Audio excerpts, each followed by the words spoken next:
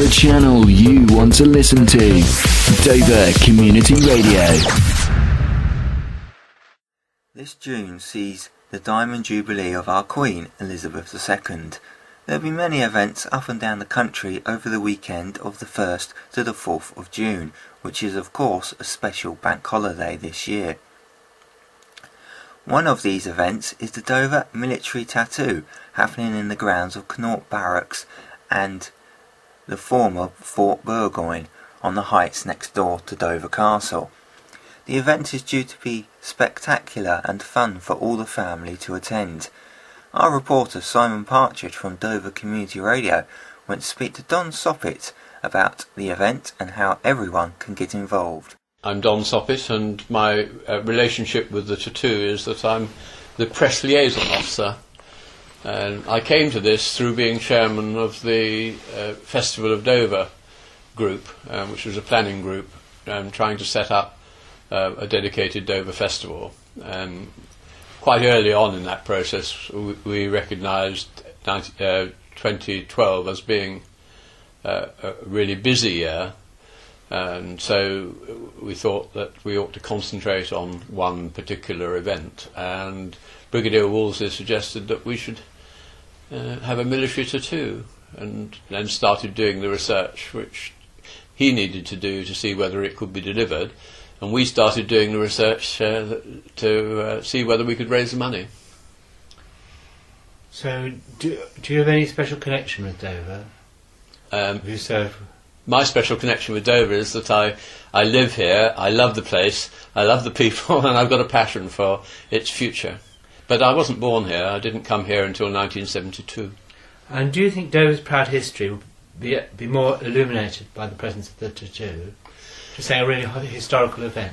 Yes, I'm sure it will, and for several reasons. First, the historical heritage of Dover is second to none, although we haven't made as much of it yet as we might. Exactly. Yeah, and secondly, of course, we've had this royal connection on and off for many, many years, and Henry II, because he had as many interests in what we now call France as in this country, Dover was an ideal place to have a palace, so Dover Castle was his palace. And Her Majesty the Queen has said she wants her Jubilee celebrated on a historical rather than an Olympic theme, and so that's the route we're taking. I didn't know that. So you said presently called France. Would it have been Gaul at that time?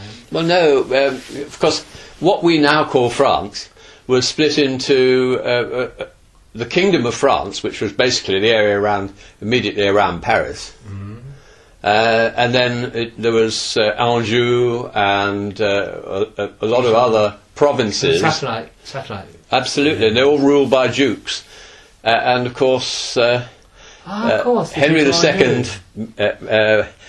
married a very famous lady, the Duchess of Aquitaine, and Eleanor, Duchess of Aquitaine, was probably a model for all the powerful ladies that we know about from history, even to recent times. She did what she thought was right. She didn't take too much notice of what other people wanted her to do if she thought she was right. So I lost track. Whom was this? Eleanor Aquitaine. Eleanor. So is that? She was the mother. Is that the lady who they built Leith Castle for? No, I don't think so. A gift from King Henry to. I thought. Well, it might. He might have done. If that's the case, it's outside my immediate historical knowledge. But I know more about what she did in France. Of course, she was the mother of King John, Richard the Lionheart, and. So history's your strong point, then? No, not really. I'm just the history of this area is so diverse, and so interesting that it fires me up a bit. Yeah. Yeah. Who is the tattoo for? Is it for? It's not just for royals, is it? It's for commoners as well, isn't it? No, the tattoo is aimed at the what I call the people of Dover, which is people of all standings, in the town. If they've an interest in the town, whoever they are, then the tattoo is for them. So actually we're celebrating ourselves?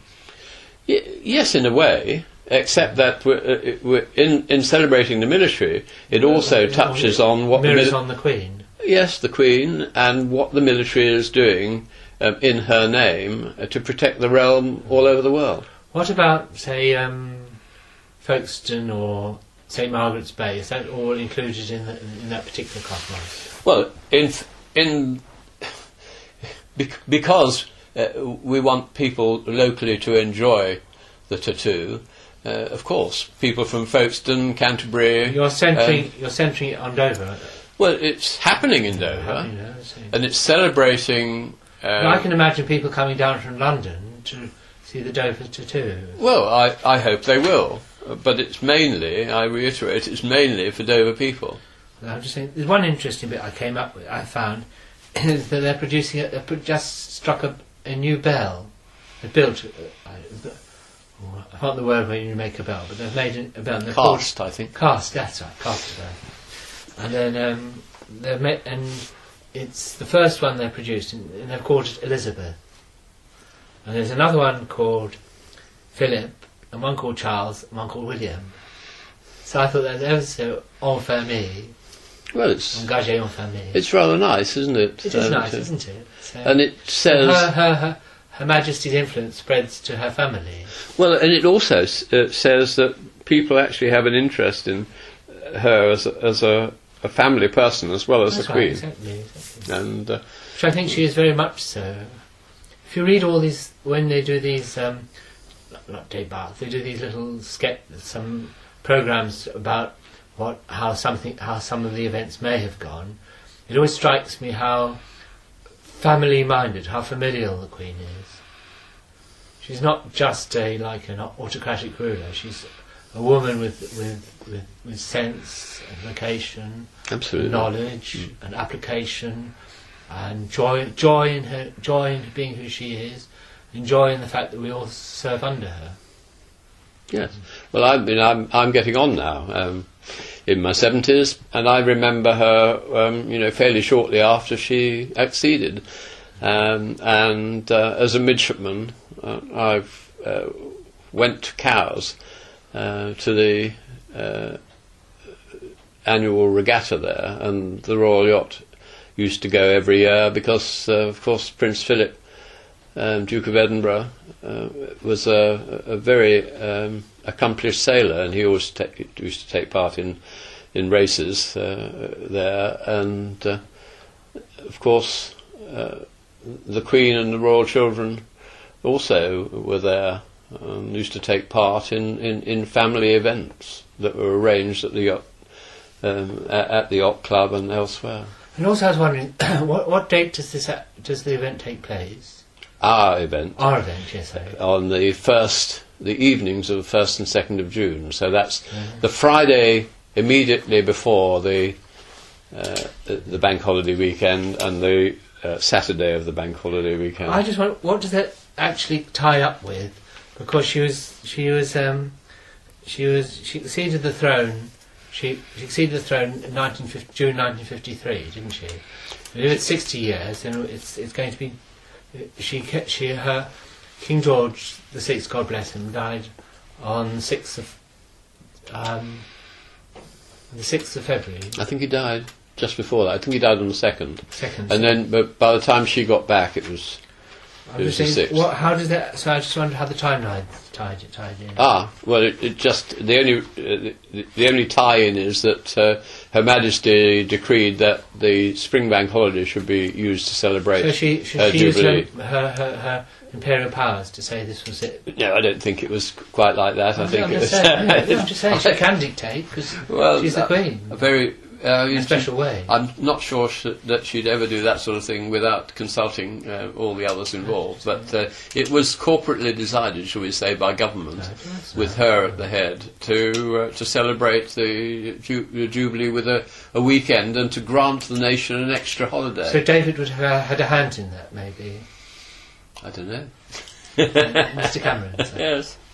I'm sure he would, but I imagine that a lot of it was delegated to their respective staffs. It's a nice. There are several things. If you want people to enjoy themselves and have street parties and things, it's quite a good thing to have the event in a time of the year when the weather's good. That's good. So we're confusing the Australians. Yeah. And we of course are praying for the finest of weather. Have you any views on George VI at all? Views? I'm just wondering, do you see him as like a monarch with all the attributes of sovereignty? Well, I met him once as a Boy Scout. And he didn't say anything because he didn't say an awful lot anyway in public for the reasons that you saw in the King's speech. But he reviewed a parade of Scouts which I attended. What is a tattoo? So I know it sounds a bit blunt, but I'm just saying maybe we didn't know what it was exactly. Yes, I take the point of your question, and indeed we had one or two slightly corny jokes about another tattoo shop in Dover when we opened our ticket sales office. But it goes back to the time when you put the fear of God into your enemies by marching in full battle order with your bands and pipes, and you put the fear of God up the enemy by your sheer competence at all the things you did, and of course music and rhythm was all part of it. So you tattoo your attitude on the enemy, sort of thing. Well, that's. Or is it the stamping the feet? That's one way of putting it, but it was all part of the game. Now it's largely ceremonial, but as you probably know, the bandsmen have particular roles to play in places like Afghanistan. When they go to war, they have a lot of support roles to play, like looking after wounded soldiers and making sure they get to the right place and all that sort of thing. So they're not a military machine, really. Well, the military is about having its own benefits for itself. Well, the military can speak for itself, I'm sure, but certainly when I was serving, it was about being as competent as you could, so that when you were asked to do something, you did it well. If you see them parading on television, they do the legs are so it's almost the rhythm, isn't it? They catch the rhythm of martial. I was thinking, why is it military? Is this well, it's military because the people who have those particular skills in marching bands have taken their rise from military bands. So not all marching bands these days are military. How often are these events held? Well, in Dover we had a series of tattoos in the 1980s, but then for some reason they came to a halt.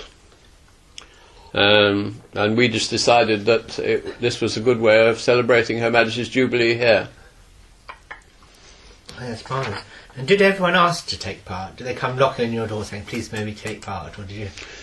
Well, we got a good group of volunteers for the organising side, but the actual. So that was the military network then. No, it wasn't. It was the town network. Oh, the town network. The good folk of Dover have been helping out. Because Ronnie, the Lord Mayoress, sorry, the Lady Mayoress, she said when we did the regatta, she went all round. She went around her liege, her sergeant went around all the shops in Dover, and only 6 people said no in the whole of Dover to taking part. To buying tickets? Not for the military too. This was for the celebrating the when they had the town day. Oh yes. Well, she's a very persuasive lady. Is our mayor. So you're cognizant of her, are you? Oh yes. Yes, she's. She warmed to Sky. I interviewed her, and she really warmed to Sky. So that was she's a very nice person and very good at what she does. Girl power, isn't it? Is it? Well, the previous mayor was excellent as well. There's also another few things that our listener might like to hear. Is what price are the tickets, and do you have to book early? Well, yes, I would advise you book early because they're selling quite well. We've sold about a quarter of the tickets already. Cool. The prices vary, and I will give you now a copy of our flyer, which has got the various prices on the back there. So if they want to fly with the prices, they either ring. Is there a phone number here? Yes, there is. So there's a phone number to ring, or they can get you on the net, can't they? They can get us on the net, on the website, web address that's there. That's so nice. And so I was just saying, what are the advantages of the more expensive seats?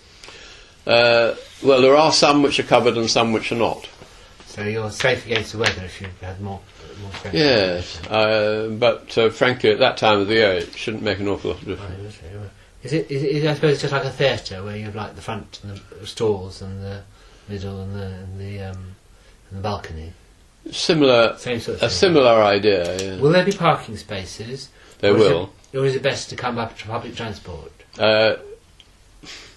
You'll be able to come by three basic methods. You'll be able to bring your own car up to a dedicated parking area near Fort Burgoyne, where which is the base for the tattoo. The tattoo is actually going to be held on the Connaught Barracks Parade Ground, which is next to Fort Burgoyne. But there will be a fun day event on the Saturday, which will be held in the confines of Fort Burgoyne itself, which is really nice. If your children are going to be frightened by the bangs and the music, then they can come on Saturday, can't they? Indeed. But I don't think it's the sort of bangs and music which will frighten people. I know, that's nice of you to say that. What will be quite spectacular is that the Army is planning to do a full-scale military assault as part of this. I know, I'm quite excited about that, actually. I'd like to see that, I would, actually. And, so you'll be able to drive up there and park. You'll be able to take a park and ride minibus from town. If you're, for example, if you prefer to actually come out of the centre of town, the Dover College has pledged the use of its minibuses. Yes, they've got a spare field, haven't they? And of course the third way is to use any public transport bus which goes past at an appropriate time. And will you need to book a B&B early to ensure a place? At the tattoo? If you're going to the tattoo and you want to go to a bed and breakfast, yes. Will you have to book really early? I would say that time of the year you should book as soon as you can. Yeah. As soon as you can, yes. All right. If you're not disappointed. But our chairman is a bed and breakfast hotelier. That's all right, isn't it? So what I thought was we could call this Age of Heroes, couldn't we? Literature. We're in an Age of Heroes. That transcends all boundaries. That's one of the things that made us think. It's one thing to see all this stuff on television. It's quite something else to pay homage to your local regiment by being able to be present in the same area as they are performing. So, are there any good books that you'd recommend? Maybe just, if any way, I'm just saying, not just on tattoos, but on from your private recollections. Maybe you can suggest a few books to put people in the mood? No, I mean, I don't think that it's really my place to recommend military books. There are plenty. Are there lots of them out there? Are there lots of them out there? There are lots of books what's his name which now? tell the story. What's his name now? Tell the story of military performance in recent years. Rory McGran, one of the SS officers, wrote an expose on the SAS. And they said he'd breached the terms of the Brotherhood because it wasn't Rory McGrath, it was. Yes. The name flees my mind. I know who you mean, but that's not really the purpose of this interview, is it? Sorry, I'm just diverting. Yes, McNabb, I think. McNabb, yes, that's right. One of our names. But he did it for a reason. He felt it would actually enhance the value of the regiment if people knew how good they were. Do you understand? Well, one says one thing. Because it's the Special Air Service, people are very voracious about it. But actually, Andrew was talking about real things that happened in real time. and he was actually bolstering, as will our tattoos, bolster the name of the regiment. Yeah, so the individuals do things for reasons which is for them to justify, really. All I know is I think that our forces do a wonderful job on our behalf. And the Queen herself, I think she's marvellous. Absolutely marvellous, isn't she? I don't know many people who would say anything otherwise. And also, she just what strikes me about the Queen as one of her lesser commoners, lesser spotted commoner, is how beautiful she is. She's just such a pretty young lady, isn't she? Well, don't you think beauty actually shines out of the personality of a person? It's not just skin, mirrored. No, it's not skin deep, is it? Just saying, it's mirrored in everything she does. I'm just saying, her sense of fashion. I once wanted to be a fashion designer, so I can appreciate her sense of fashion. We just love her. I know, exactly. Will there be many VIPs from all walks of life at the tattoo? Or no? Quite honestly, I don't know whether there'll be many of them. There'll certainly be a few of our local ones invited, because they're assisting us in putting the thing, putting it together and planning it. So Kent County Council have been very kind and backed us. The Dover District Council and Dover Town Council are backing us. Quite a number of local firms are backing us, and the Ministry of Defence, of course, has given us that £85,000 back. What I did find, I came up with some passages about. I think the Queen's actually Africa Darviting, our event here. It's not a little event, but in terms of history, it's what she says. She says, "Yeah, I hope you'll all be reminded of the power of togetherness, and that's us, isn't it? That's the tattoo. And the concerning strength of family. That's all the family's going to have the tattoo, and good neighbourliness. Yeah, that Dover could take that as a motto, couldn't it? Neighbourliness. That is. Well, it could, and the way we started this conversation before you put me on record was that Dover's taken a large number of hits over the last 20 years or so in terms of losing employment and losing some of its traditional links with the armed services and many things like that. Down to the recent demise of a large part of the Pfizer's as an employer. That went out the window, didn't it? Yes, and so Dover's taken a lot of hits, and there are some really fine plans in the offing to bring us back into the land of joy and fulfilment, and we need to have the morale to go with that. I think it's a very good word, morale. And so this is one of many initiatives, if you like, to encourage local people to enjoy themselves, enjoy Dover, and get into the state of mind to make the most of these new developments. And also, I heard there's going to be there was a 41 gun salute in London, and there's going to be a 62 gun salute in June. But I was wondering, I don't know if this is perky, but do you think we can manage a gun salute in Dover? Well, there used to be a traditional gun salute. Would it be a rifle salute? No, it was it's always done by the Royal Artillery or their equivalent, and it's always with field guns. And if it's in the Navy, it's the equivalent of the main armament or the secondary armament. I think with cruisers, they don't fire their 8-inch and 6-inch guns. They fire smaller ones. But with people's safety in mind, they don't use the biggest guns. You couldn't do it with the pocket pistol, then, could they? No, you couldn't. Well, it depends how big your do you think the bang works, you could make. Do you think?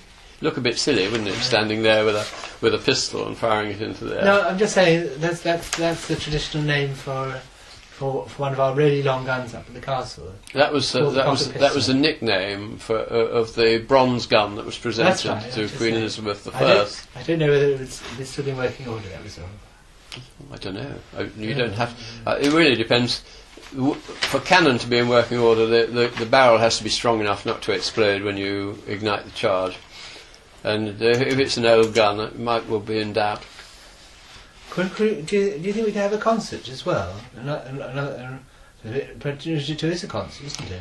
Well, what I hoped, and I think the committee would echo this, is that the initiative of having a tattoo in Dover and celebrating that weekend would just bring people out to enjoy themselves in all the ways that they that they know how. And we've got some very good choirs, for example, a very good operatic and dramatic society, and they all put on events at that sort of time of the year. And Folkestone too has got an air show which can tie in with it. Maybe on the side you could promote like local artists to do a little Dover programme, couldn't you? And you'll have it arranging, wouldn't you? There's a lot of chatting going on about that sort of thing, but at the moment we must concentrate on delivering the tattoo. Because Elton and Paul, they'll be up in London, won't they? So all these modern people, they've got all these marvellous bands. Well, modern people, and I can't even pronounce their name. Remember that although the tattoo's for this year, if it's a resounding success, and I firmly believe that it will be, then it might well be able to set a pattern for future years, and we might be able to do an annual event. Because now Charles, of course, is the defender of faiths, and in George VI, he was the last Emperor of India and the first head of the Commonwealth. So Prince Charles could be the last defender of the faith and the first defender of the faiths. Defender of the faith and defender of faith defender of faith is what he said, but that's a matter for them personally to decide. Because wearing my Church of England reader's hat, the Queen is my supreme governor. You're right. And also a little bit, we've got to congratulate Harry and William for being passing the test as helicopter pilots. I'm just saying, it's not an easy job, is it? Well, as you probably know, their uncle, Duke of York, was actually in the air when the Atlantic conveyor was hit by Exocet missiles, and they passed very close to his helicopter. The royal family, going back a long time and onwards, has always taken a direct interest in the military. Very well. Shall we call that a day to our conversation for the minute? If you wish. Thank you very much for giving me the opportunity. Thank you, Donald. Very much. The sound of White Cliffs Country, Dover Community Radio.